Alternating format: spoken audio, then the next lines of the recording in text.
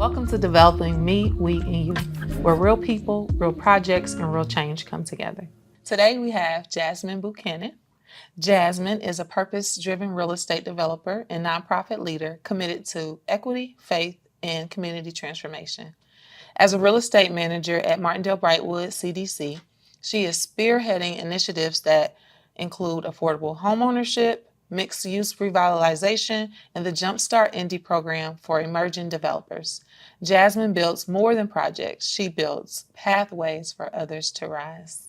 Hey, Jazz. Hey. How are you? Good. How are you? Thank you so much. Thank you for having me. So I'm going to jump right in. What inspired you to pursue community-centered development? It started with my background. I grew up on the west side of town, so southwest area, and my family was impacted by the 2010 foreclosure, just recession and all of that. So being, forcefully kicked out of your home was not always something that you would have imagined as being growing up in high school in your junior year. So I've always just had a passion for what could be done if certain organizations just work with communities and with, honestly, residents of a community. I just always wanted to be able to impact and provide resources for those in a neighborhood, especially single moms, like how my mom was a single mom, people who are literally working more than 8-hour shifts and they're not able to attend all of the events, go to all of the meetings and things like that. I had no idea of your why. So thank you so much for sharing. So you were on the west side. I remember you went to Tech High School. So did they bust you out there or? Yeah, no, that's, yes. Thank you for catching that. Mm-hmm. Yeah, I'm the youngest of 6. Mm-hmm. So when we say single mom, like that is single mom, young, you have a 8-year-old daughter at the time. And as I'm going through the elementary school, when middle school came around, I had the option of either going to the local one, which is Washington Middle School, high school was at the time, and I had 4 other brothers who had went there, and I was just trying to go as far away from them as possible. And so Harmon and Tech provided me with the opportunity to do what was called the magnet program at the time, which changed my life because it, even if, it's still within the city, it just changed my environment. I had never been to the east side, at 10 or 11, 12 when I first was starting middle school. So to be able to go to another side of town, which embraced me and welcomed me with open arms, including the teachers, professionals, and everyone around, to be able to make my own mark and identity there when no one knew who my other 4 brothers were, that was what I was looking for, and that's what I did. And you found your way. Yeah. With tech, with becoming an entrepreneur yourself. And then you landed, I know there's more within that, but then you landed at Martindale-Brightwood CDC. Can you talk about what you love most about your job and the work you get to do? I love how no 2 days are the same. Truly, it sounds cheesy to say, but one day I can be doing this. The next day I can be just behind my desk. Or the next day I could be on a construction site, right? No day is the same. And so selfishly, that is my favorite part. I absolutely love the participants and the people that we serve. I think most people, when you say nonprofit, you automatically assume a certain demographic, a certain look. And I just love how the people that I serve are all different, just meaning different goals, different passions, different skill sets. I love how I can be talking to a drywaller framer one day or talking to someone who's trying to learn those things the next day and inspiring them all the same and learning from them all the same. You never know where your next lesson is going to come from. A lot of people have come in that's been on the podcast have talked about Jumpstart. And I know that, that's how we met. That's how we met. Yeah, you were. For the first time ever, yeah. You were a participant in Jumpstart, the Yeah. very first cohort. Now you lead the initiative. Can you talk about Jumpstart and its impact on emerging developers? Yeah, I'm so passionate about Jumpstart because I was a participant myself. 3 years ago when, 2022 was the first program. And I've always said that however it came about, because you were a part of the planning process for even getting funding for that, it was, I felt like it was made for someone like me, right? And I know other people feel that way, especially people who bring Jumpstart up. And so Jumpstart, for me, it came at a time where I knew some about construction. My husband and I, we own a construction company where, we do residential new builds, flips, things like that. And that's how it initially started. But I knew that there was more meat to it. It was more than just what he was even thinking. He knew it from his lens, but when I started to see all the administrative or business side of things, I knew that I had a place here. And so Jumpstart came to me right at a time where I didn't know if there was a place for me there. I conceptually knew it, but I didn't know that there would be a community of people here waiting for me in a sense. And so when I went through it, and now we're in our 4th year, it is a 9-week real estate development training program aimed to provide a high level understanding of how to develop residential real estate homes. So we start with the business fundamentals in the class. Well, first I'll start off by saying that there's an application process. We would love to just accept everyone that comes in, but every year we literally have over 100 people doing this. It's free. And so, and oftentimes we've never promoted it as for Martindale-Brightwood residents only or for minorities only. It just so happens that those are the people that come through our doors and who want to receive and soak up the knowledge from us. So over 80 to 100 people year after year come, and we categorize them in 3 different buckets. They're either an inspiring developer. So I just woke up one day and I see that I can potentially make a change, kind of like where I was when I first started for myself. An emerging developer. So I have some knowledge, I've done some things, but I'm still on the come up. I'm still trying to find my rhythm. And eventually we want to see everyone become an established developer. And so we start off at a very, very high level with entity formation, just making sure that all participants are aware of the different type of entities and what would work best for their project. There's a few established developers in there, so it may seem like simple novice concepts, but I truly believe that we can always learn, at any stage of our life. So it starts off there. We go into performas, underwriting, construction, design, permitting, things like that.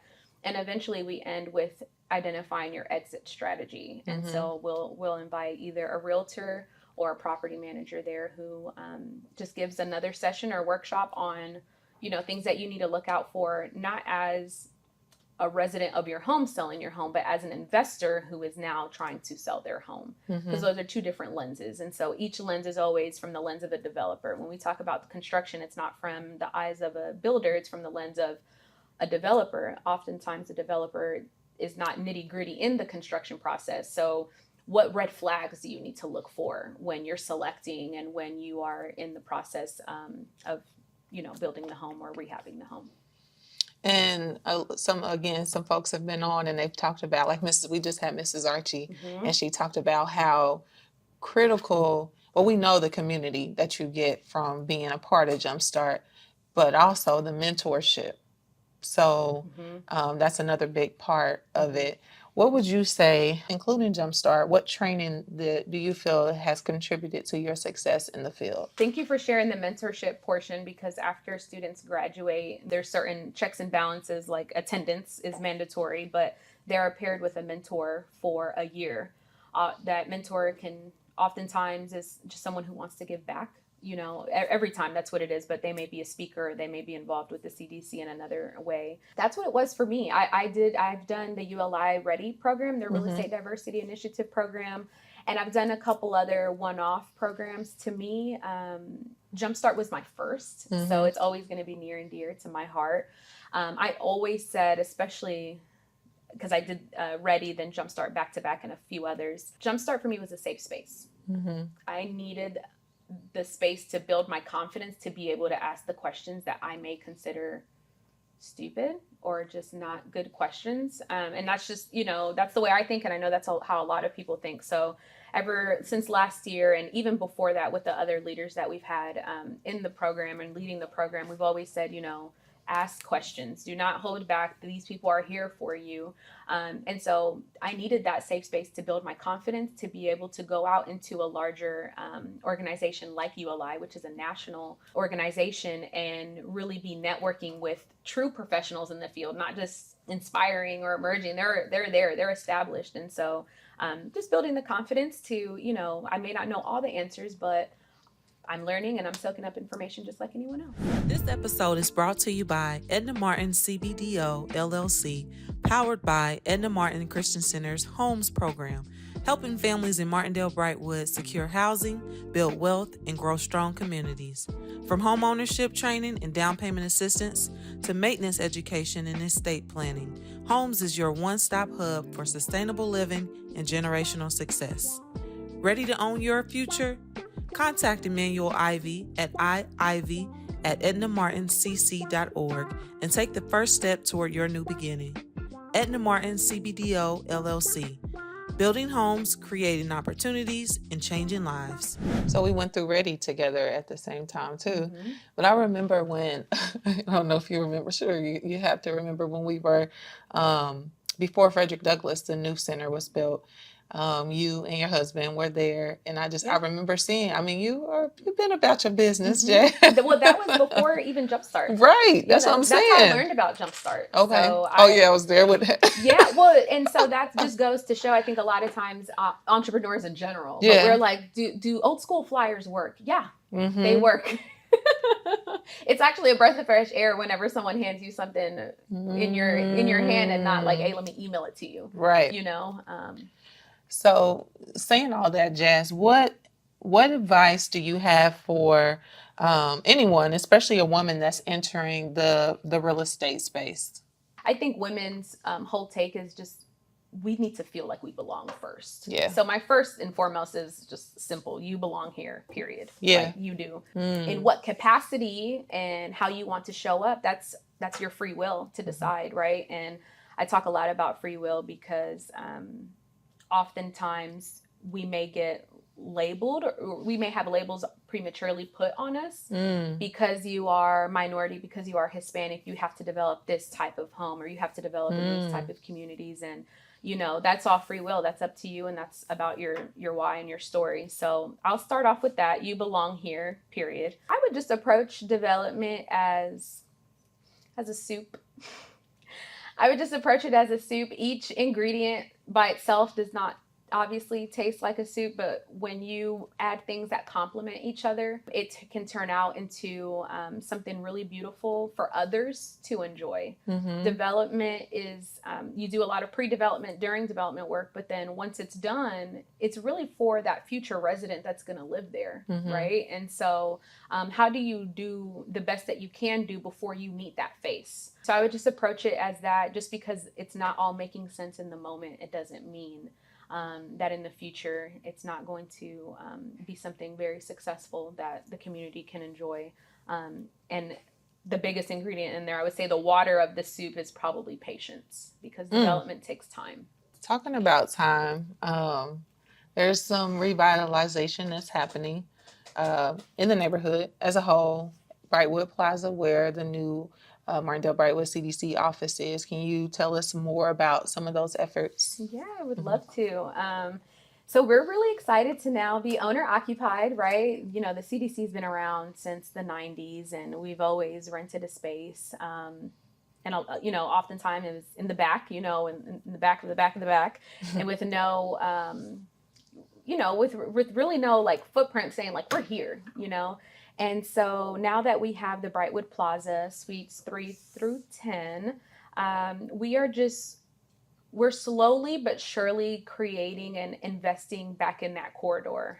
So we started with a couple small steps, like blacktopping the parking lot and adding bumpers along each row. Because to this day, if you look at the aerial photograph of that parking lot, you will see where people have done wheelies in the parking lot. Donuts. Yeah, donuts. For God knows how long. I don't know. I don't remember the last time it was seal coated. So we've done things like that. We've, with great partnerships like with LISC, we were able to revitalize the pylon and add our logo and another. So Safeway is there with us as well. So just refreshing those things. And we're actually working on replacing all the windows and doors in the plaza as well, with other partners too, you know. So it takes a village. Those are, I would say, cosmetic things that we're offering. We really want to change. Our future plan is to really do a small capital fund project to change the facade of the plaza. So that brick is very old, it's deteriorating. The canopy is old and deteriorating, lots of water management issues, egress and things like that. So we don't want to just start by painting or by tearing things down. We want to do it the right way by planning, making it a phased out project. Patience is key, right? So really engage with an architect, with the city, with the community to see what we want to see here on this corridor, because back in the 60s when it was built, it was, what a time to be alive, right? Can we bring that back? I think we can. Yeah. You talk about the community and building with the community. Can you share what community-led means for you in your daily work?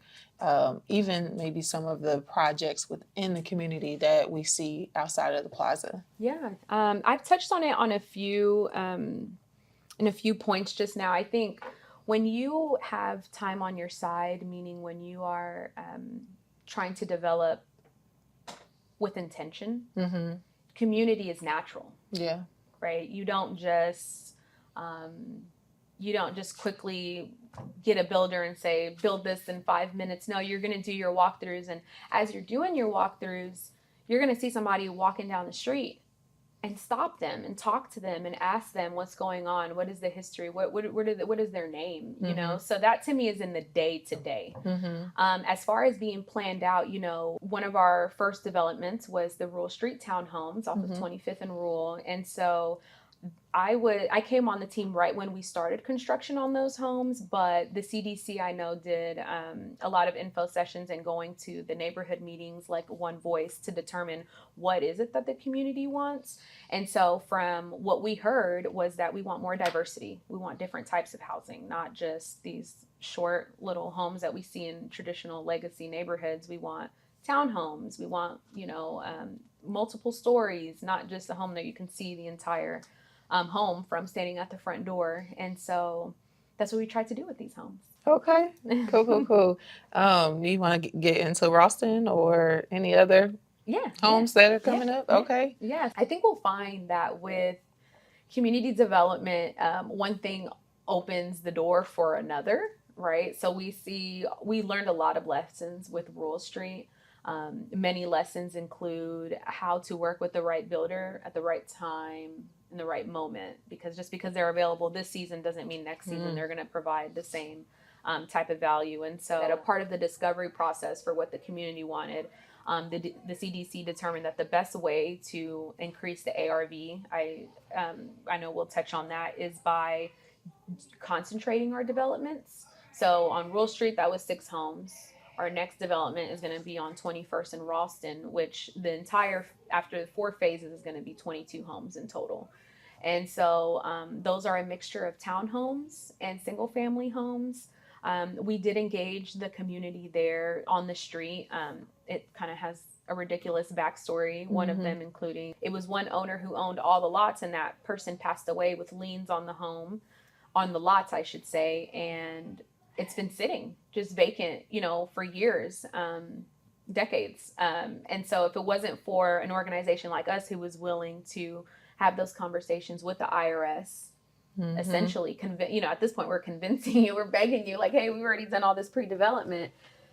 Give a dog a bone. We could have given up because it was a 6-month process, you know, but we saw that the community was already invested. They were asking questions. We had homeowners completing our home buyer program, like, when are these homes going to hit the market? And those type of things is what motivates you once you're able to put a face to a name, a name to a story. Yeah. So you talked about ARVs. What does that mean, real quick? After repair value? Oh, yeah. So how do you balance construction costs with ARVs in legacy neighborhoods like Martindale-Brightwood? I think Martindale-Brightwood and other neighborhoods like this, it's all over America. So it's always going to be a mixture of creative financing, community input, and sweat equity. It's also about having your vision for said neighborhood, said lot already ingrained in your mind, so that way when the opportunity presents itself, you are not scrambling to get ready. It's so underrated, staying ready so you don't have to get ready. In these type of neighborhoods, you know, you can, that's not to say you have to put all your eggs in this neighborhood or in one street or one project, but it is saying, I have a passion project, I see a vision here, it doesn't pencil out today. But that doesn't mean I can't, you know, ask ChatGPT to create a quick rendering for me, so that way I can at least have my whole spiel ready for when the grant comes out or the opportunity presents itself, because it will. Yeah. The power of the mind, the law of attraction is a serious thing. So as soon as you start thinking about what could be here, there are other minds that are thinking the same thing. And so really just believing in yourself and believing in a neighborhood like Martindale-Brightwood, because your belief is what keeps it alive for the future. What's one brick, lesson, value, or mindset you've always carried with you into projects? I'm going to make it something totally different than what I just said, because I know I wanted to add it.